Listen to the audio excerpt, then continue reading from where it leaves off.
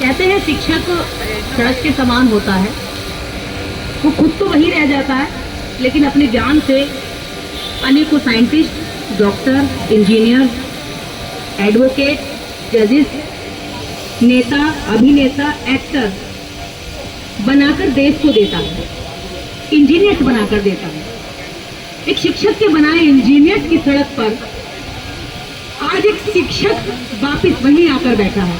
ये देश के लिए जातिवाद का सबसे घिनौना कलंक है। इसलिए नहीं कि उस शिक्षक का कोई अपराध है, बस उस शिक्षक का अपराध इतना है कि उसने इस देश की ऐसी सड़ी गली व्यवस्था के नाम पर उस जाति में जन्म ले लिया जिसको जानवर से ही बदतर समझा गया। बस यही उसका दोष था, यही दोष था डॉक्टर अम्बेडकर का कि इतने ज्ञानी, इतने मेधावी होते हुए भी क्लास के बाहर बैठकर पढ़ते थे। आज एक शिक्षक को स्कूल में होकर बच्चों को अपने ज्ञान से साइकोलॉजी का परफेक्ट स्टूडेंट बनाना था, लेकिन आज वो खुद मानसिक पीड़ा से जूझकर यह सड़क पर बैठी है। इस भारत के अंदर जो लोग ये पूछते हैं कि कहाँ है जातिवाद, भूलते हैं वो, देखिए आकर यहाँ है जातिवाद। अब कुछ जातिवाद नहीं रहा है निर्देश जी, आप जातिवाद का जहर फैला रही है। अरे कमबख्तो, तुम्हें जातिवाद झेला नहीं और तुम कह रहे हो कि जातिवाद का जहर फैल रहा है। जिस जातिवाद की जहर से रात दिन तड़पता बिलखता ये समाज जब अपनी आवाज उठाता है कि भाई दर्द हो रहा है, तकलीफ हो रही है, बर्दाश्त नहीं हो रहा है, बस कर अब तो छोड़ दे, तो कहते जातिवाद फैला रहा है। देखो देखो जातिवाद फैला रहा है, अरे देखो रे ये देशद्रोही है, देखो ये सनातनी विरोधी है, देखो जल्दी देखो यही है वो जातिवादी आदमी। तुम्हें जितनी मानवता मरी है इतनी तो जानवरों की भी नहीं मरी। जब सभ्यता में भेड़िया और इंसान आमने सामने आता था, सभ्यताएं बस रही थी, तो जिसका जैसे दांत पड़ता था, भेड़िए का दांत पड़ा मजबूत तो आदमी को खा गया और आदमी मजबूत तो भेड़िए को खा गया। लेकिन सभ्यता को मानवता की ओर ले जाने वाला, इस दुनिया में जाने जाने वाला तथागत गौतम बुद्ध, तुमने उसको दफना दिया। उसके बाद जाने कितने लोगों ने कहा कि सारे मानव एक हैं।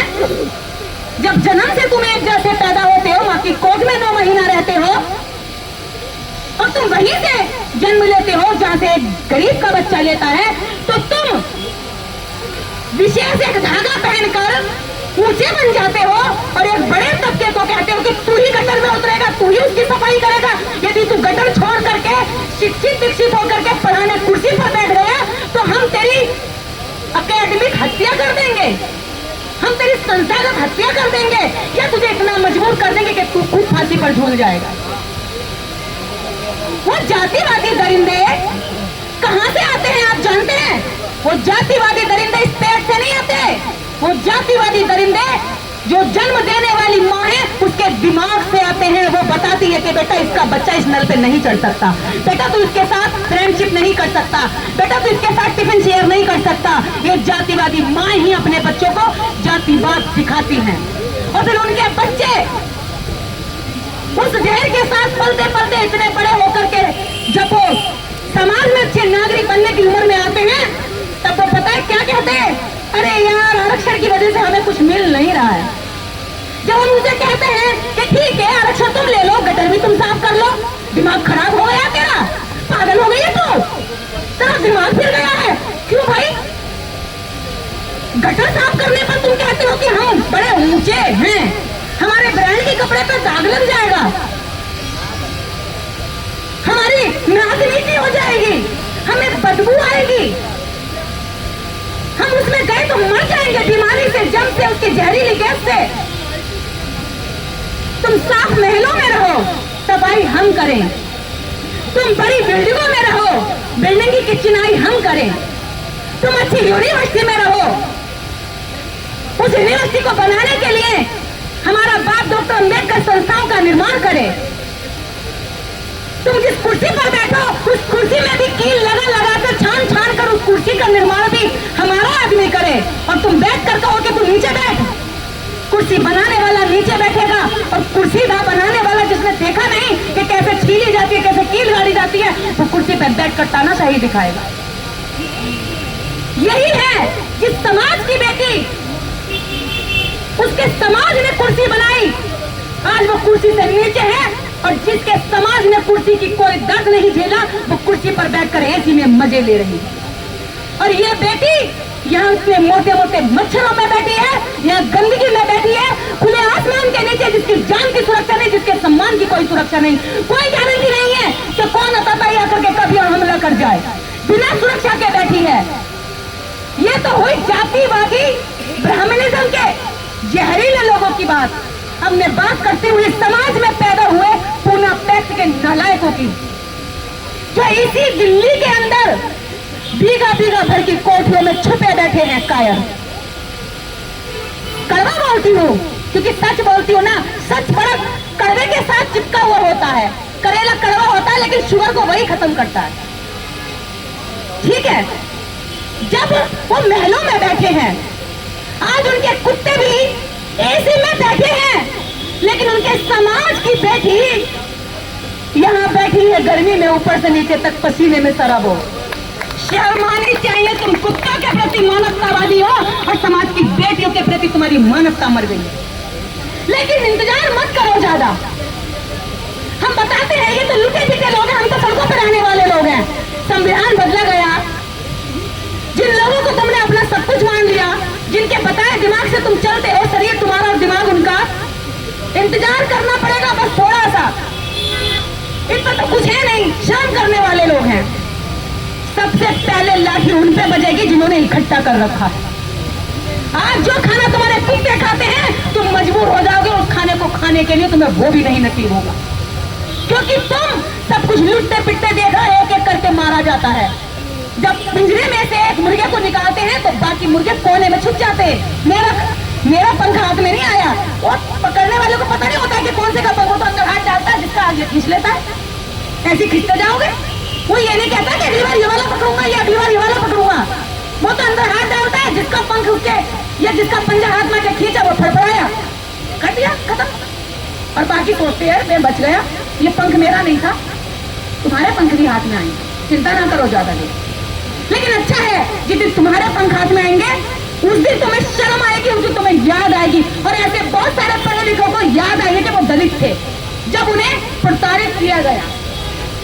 पहले तो वो बन जाते हैं, कौन बन जाते हैं, ऐसा अड़गम बड़गम नाम लगा लेते हैं उर्दू बुर्दू नाम के पीछे, तो जाति छुपा लेते, बड़ी जोर लगाते जाति छुपाने की। ठीक है, छुप गई, लेकिन पड़ोसी को पता होता है कि आया कहां से, फिर वो उसी के सामने गाली देता है, यार ये नीच लोग ना बड़े नीचर होते, इनमें सेंस नहीं होता तमीज का, इनमें कुछ भी नहीं होती है समझ। और वो देखता है यार ये तो इनडायरेक्टली मुझे ही कह रहा, लेकिन कह नहीं पाएगा ना, क्योंकि उसने पीछे किसी अधूरे और किसी किराए के नाम का टाइटल जोड़ रखा है। और तो और बेटियों की शादी भी कर देता है उनके साथ, घर में बहू भी ले आता है। वो कहती है ससुर चल नीचे बैठ यार, तुम तो दलित हो ना, कोई दिक्कत नहीं, नीचे बैठो। इस देश की लड़ाई केवल आज की नहीं है, इस देश की लड़ाई जो जातिवाद की लड़ाई है, इस जातिवाद की लड़ाई को समझना पड़ेगा। जातिवादी लोग जब तक हमारे घेरे में रहेंगे, हमें वो मेंढक की तरह और सांप बनकर हमें निगलते रहेंगे, हम उनके गले में फंसे रहेंगे। वो जब चाहेंगे अंदर डालेंगे, जब चाहेंगे बाहर फेंकेंगे। हमें समझना पड़ेगा कि हम लड़ किससे रहे हैं, जिनसे हम लड़ रहे हैं वो हमारी अछूत से भी नफरत करते हैं, वो हमारे छोने से भी नफरत करते हैं, और वो जरा सा हमें हिंट देते हैं और प्यार करने लगते हैं, तो हम बलि का बकरा बनकर उनकी गोदी में लेट जाते हैं। इस देश के, इस समाज के उन नेताओं की बात कर रही हूँ जो नेता ये सोचते हैं कि मेरे ऊपर तो हाथ फेर दिया, लेकिन ये पता नहीं है बलि के बकरे को माला भी पहनाई जाती है, हाथ भी फेरा जाता है, पुचकारा भी जाता है, और बाद में काम कर दिया जाता है। तो तुम्हारे नंबर आ रहा है, चिंता ना करो, डॉक्टर ऋतु का आ गया, कोई दिक्कत नहीं है। इसी यूनिवर्सिटी में और भी हजारों प्रोफेसर हैं, काम दबा के चुप पड़े हैं, घर में बैठे हुए अपनी बीवी से भी कह रहे हैं इस वाले रास्ते से निकल के नहीं जाना, क्योंकि वहां आंदोलन चल रहा है, कहीं पता ना चल जाए, है ना। अपने बेटे से कह रहे बेटा गाड़ी उस रास्ते से निकालना, क्योंकि लंबी बड़ी दूरी हो, लेकिन यहाँ से नहीं निकालना। लेकिन तुम्हारे बच्चों के साथ जब होगा तो तुम फिर दलित कार्ड खेलना शुरू कर दोगे। तुम दलित कार्ड लेकर तब आओगे कि मेरी पहचान पत्र तो ये थी, मैं तो इतने दिन से छुपा पड़ा था। अगर इस यूनिवर्सिटी के प्रोफेसर ही आकर के बैठ जाएं तो यूनिवर्सिटी की पढ़ाई रुक जाएगी और यूनिवर्सिटी खुद कहेगी बताओ एक टीचर की वजह से या 50 लोगों का जो क्लास है वो रुक रहा है, इसके साथ जो अन्याय हुआ है उस अन्याय को खत्म करोगे। जिन धाराओं में मुकदमा हुआ है, जालसाजी से दस्तावेजों को बदलना, 2 साल की सजा और यदि साबित हो जाए तो 7 साल की सजा, और साबित हो चुकी है डॉक्टर रितु के केस में, चार्जशीट दाखिल हो चुकी है। उसके बावजूद वो महिला अभी अपनी कुर्सी पर है। लेकिन किसी देश में एक लड़की ने एसडीएम रहते हुए मैरिटल अफेयर कर लिया तो उसको वहां से सस्पेंड कर दिया। देखिए उसका निजी मामला तो तब भी सस्पेंड कर दिया। यहाँ निजी मामला नहीं है, कास्टिज्म का मामला है और खुला मामला है, सबूत है, पुलिस ने चार्जशीट दाखिल कर चुकी है।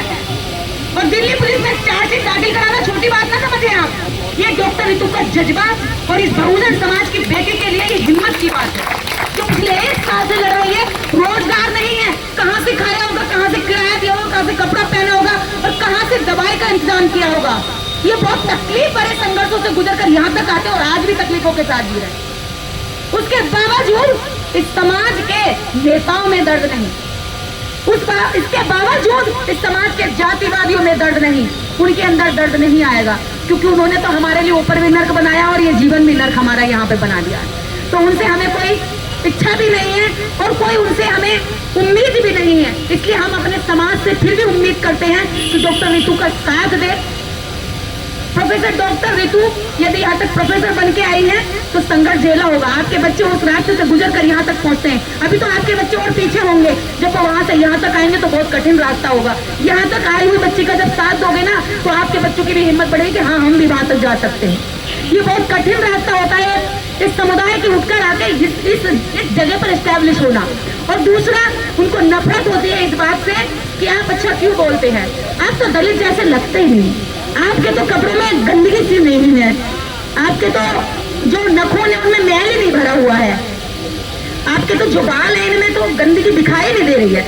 एक हमारे गांव में कहावत है, खाए के गाल और नहाए के बाल छुपाए नहीं जाते। तो अब जैसे हमें खाना मिला तो हमारे वो भी दिखाई दिए, जब हम अब डेली नहाने लगे, गंदगी हमने फेंक दी तो हमारे बाल भी चमकाने लगे। तो वो चीज उन्हें चुभती है कि यार चमक तो सिर्फ मेरे बालों में होनी चाहिए थी, जब मैं मटक मटक के चलूं तो मैं ही देखूं, वो क्यों दिखाई दे रही है? क्योंकि 10 लोग हैं उधर, वो चल रही तो वो उसको देखते थे अब तक। अब एक और कॉम्पिटिटर आ गई, करे ये किसे क्यों उसको कॉम्प्लीमेंट मिलते? ये इनका बड़ा गर्व है, थोड़ी थोड़ी चीजों की सहन नहीं कर पाते, इनकी सहन शक्ति जो बहुत छोटी है।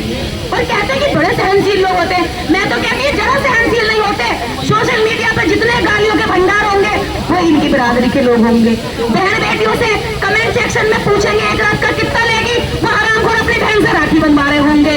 कमेंट सेक्शन में कहने वाले कि ये दिल्ली है, ये चाइना से फंडिंग लेती है, ये पाकिस्तान से फंडिंग लेती है, ऐसे कहने वाले कई मंदिर के नाम पे भीख मांग रहे होंगे, हमारे लोगों को लूट रहे होंगे हाथ देख करके। तो ये वो नालायक लोग हैं जिनकी जमीर और मानवता मरी हुई है। और ऐसे लोगों से हम उम्मीद करते हैं कि कम से कम इस देश के नागरिक होने के नाते इतनी तो शर्म जाहिर कर दो कि तुम्हारे बच्चे तुम्हें कल को जब वो मानवतावादी बन जाए तो झूठे न मारे जाए, नालायक हो, तुम भी कोई इंसान हो। जानवर भी यहाँ से दूसरे जानवर के साथ नहीं करता जो तुमने इंसान होकर के दूसरे इंसानों के साथ भेदभाव किया।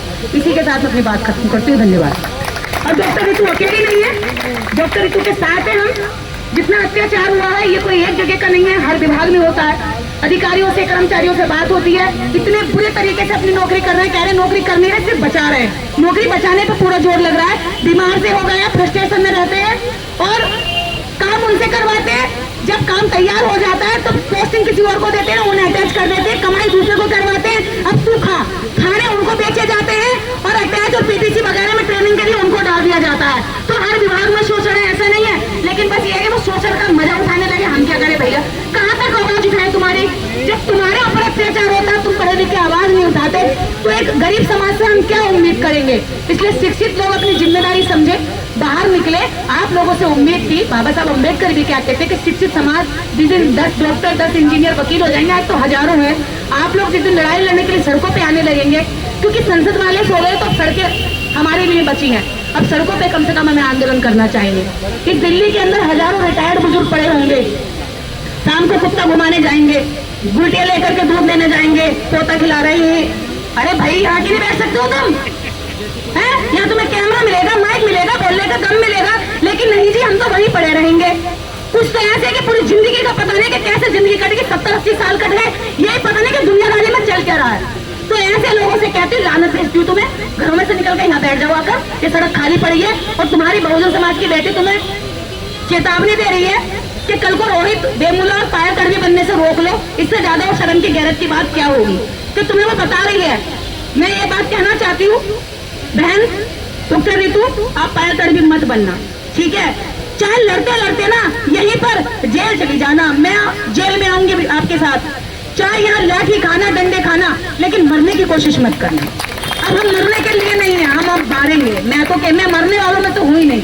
मेरा तो एक ही फंडा, अगर मर रहे हो ना तो 2-4 की गर्दन पकड़ के लेके चलो भाई, चलो ले चलो। मरने से पहले भी कुछ को लपेट के लेके जाओ। तो मरना नहीं है, मरने की सोचना भी नहीं।